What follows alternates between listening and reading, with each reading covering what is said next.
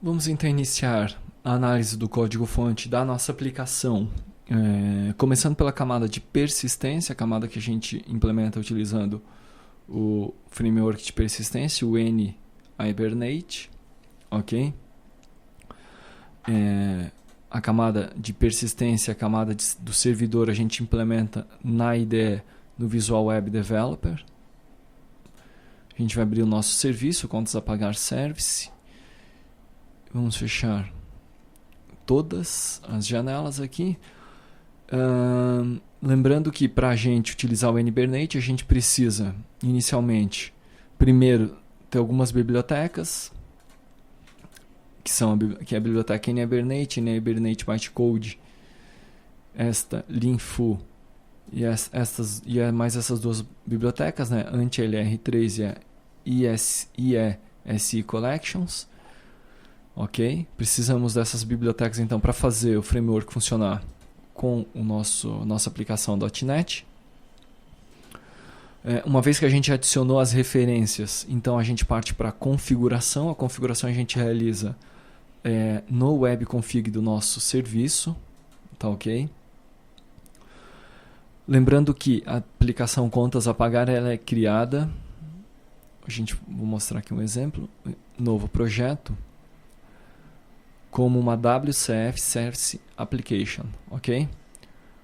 Então a gente cria, adiciona as bibliotecas do N-Hibernate,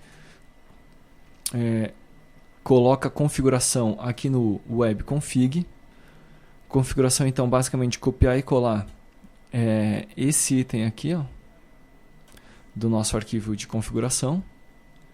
E aqui então a gente tem duas configurações, uma para o SQL Server, que está comentada e que não é utilizada, e a outra para o MySQL, que é a que nós estamos utilizando, o banco de dados que a gente utiliza.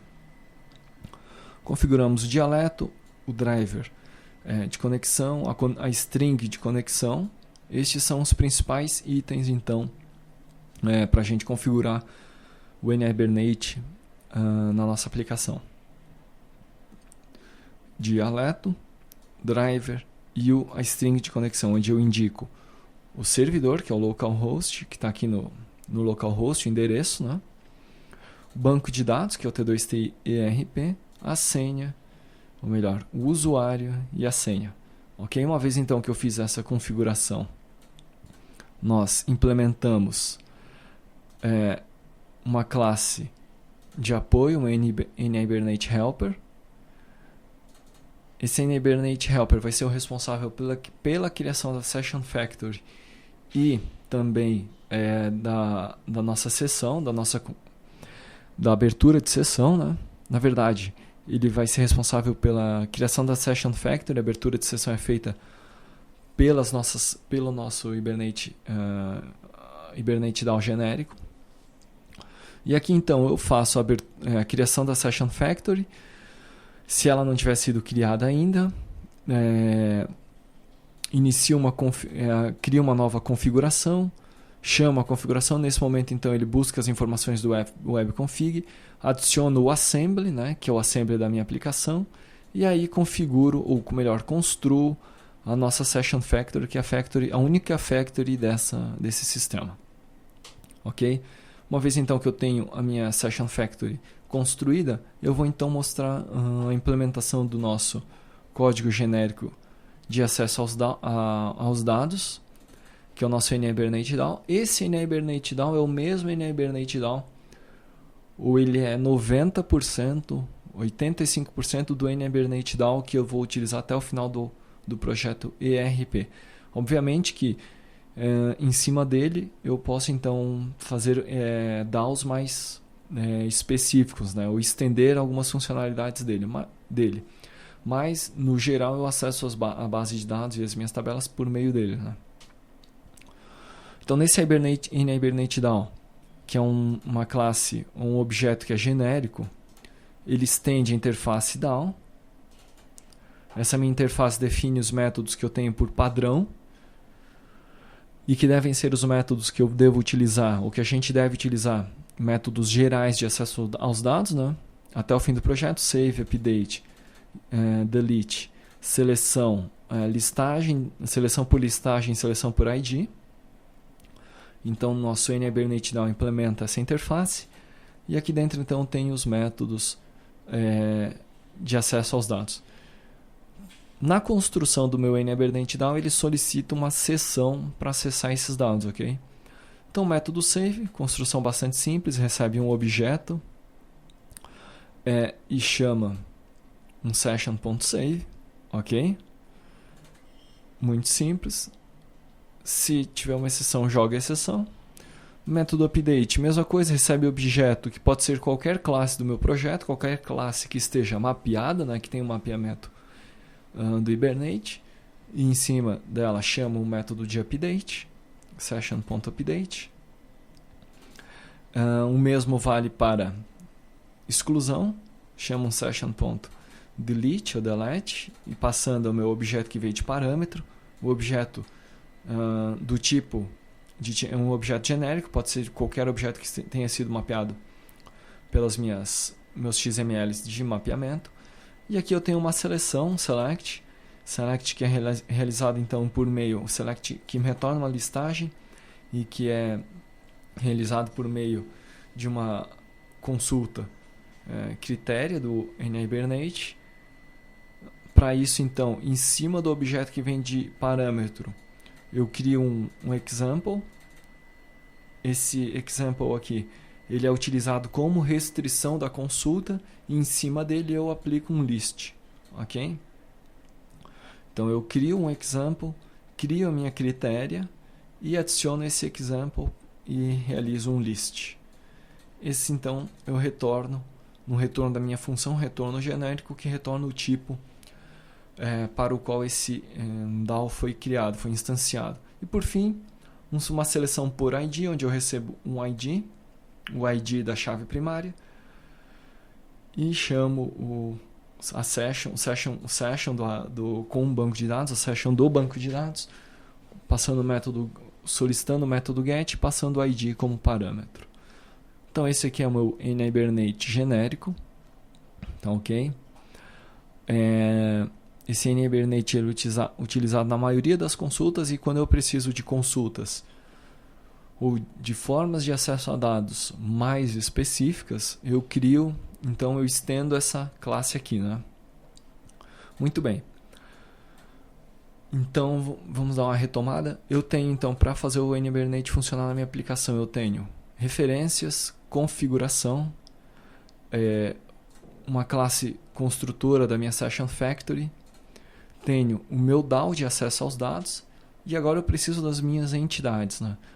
As minhas entidades, então, são as minhas classes DTOs, né? São os meus DTOs, e para cada DTO de acesso a dados, ou que represente uma entidade no banco de dados, uma tabela no banco de dados, eu tenho então um arquivo de mapeamento, ok?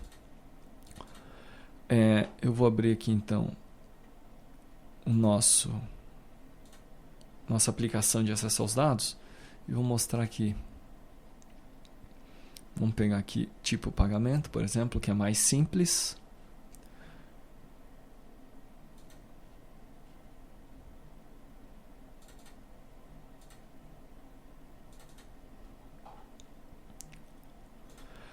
Então veja só, aqui eu tenho a tabela tipo de pagamento, ok? Com estes dados aqui, dinheiro, cheque, cartão, vale transporte.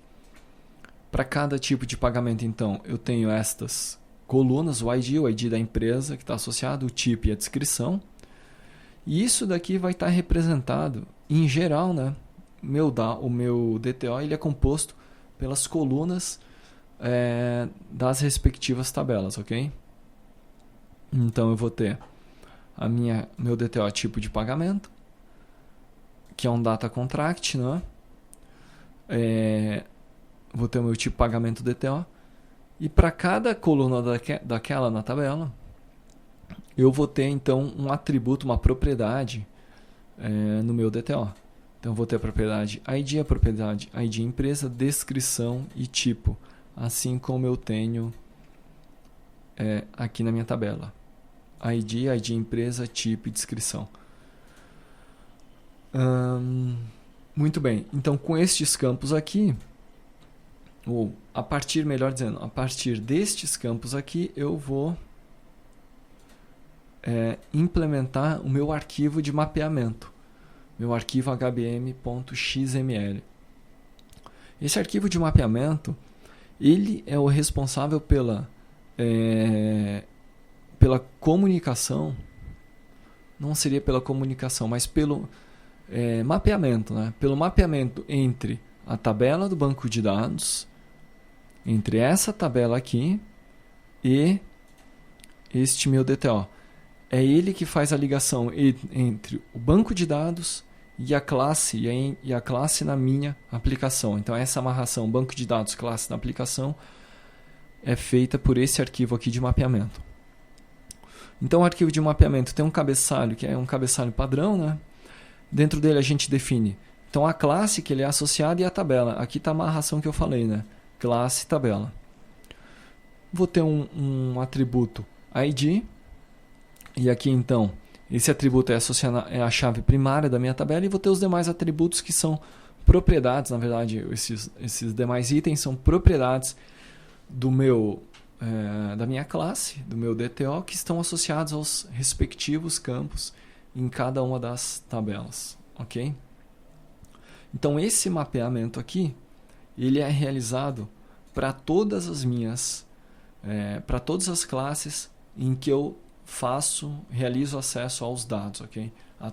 Que sejam associadas ao meu banco de dados. Não vou entrar aqui no detalhe, né? Talvez apenas mais nessa lançamento pagar DTO, porque é uma tabela um pouquinho maior.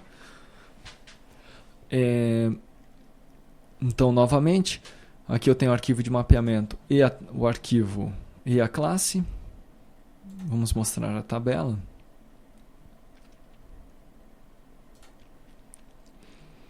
Então observe o seguinte, eu tenho a tabela, essa tabela ela tem chaves estrangeiras, né? E a representação dessas chaves estrangeiras, bom, primeiro, antes de eu falar das chaves estrangeiras, então aqui eu tenho todas as propriedades, todos os campos da minha tabela.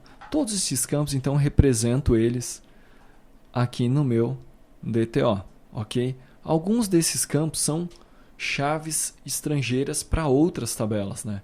Então, em algumas destas vezes, ou neste caso aqui, eu estou em todos os casos, campos que são mapeamentos para outras tabelas, eu referencio por uma classe, tá ok?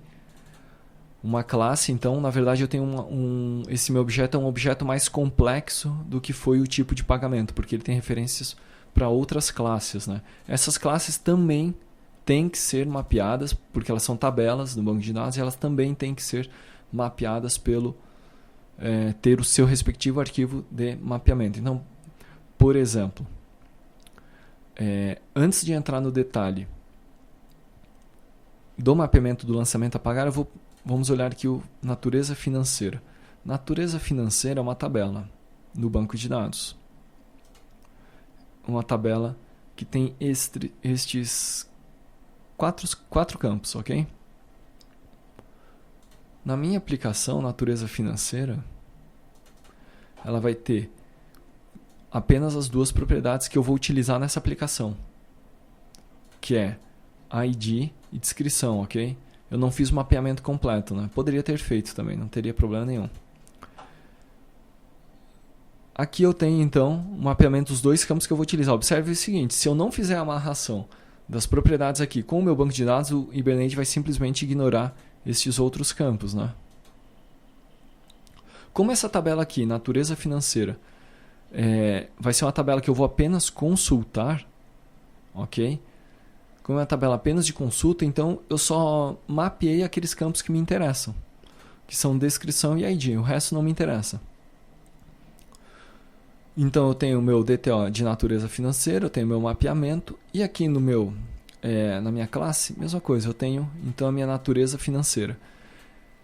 No meu arquivo de mapeamento, então vou ter a relação classe-tabela, vou ter o ID, e vou ter aqui um outro atributo, uma outra forma de declaração, que é o many-to-one, onde eu informo que